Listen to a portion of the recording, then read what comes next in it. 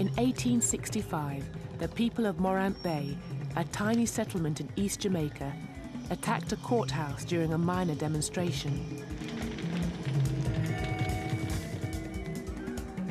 In return, the Governor-General imposed martial law and ordered his soldiers to go on a killing spree.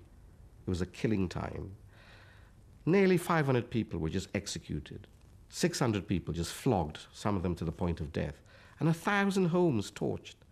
Enormous disparity in terms of the retaliation against these people. And you know, when all this was being done, the so-called rebels didn't put up a fight. You know, when their houses were being burned, they weren't terrorists, they weren't murderers, you know. All they wanted was for the judiciary to treat them with a sense of justice. The man who ordered the killings was Governor Edward Eyre. And when news of what he had done reached Britain, the liberal establishment was shocked.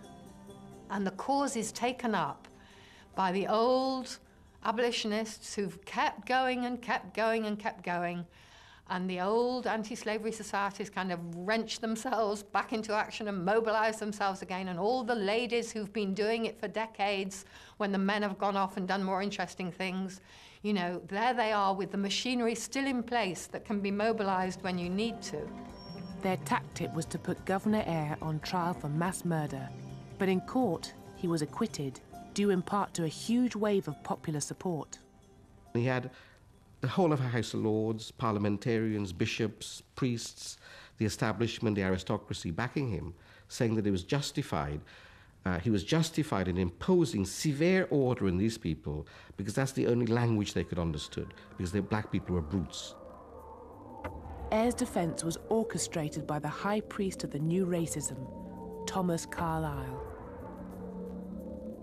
But behind him stood many members of the British literary elite, all of whom made known their support for Governor Eyre and his actions at Morant Bay. The art critic and writer John Ruskin, the author of Vanity Fair, William Makepeace Thackeray, the Reverend Charles Kingsley, writer of the children's classic The Water Babies, and Charles Dickens, the most celebrated author of the century.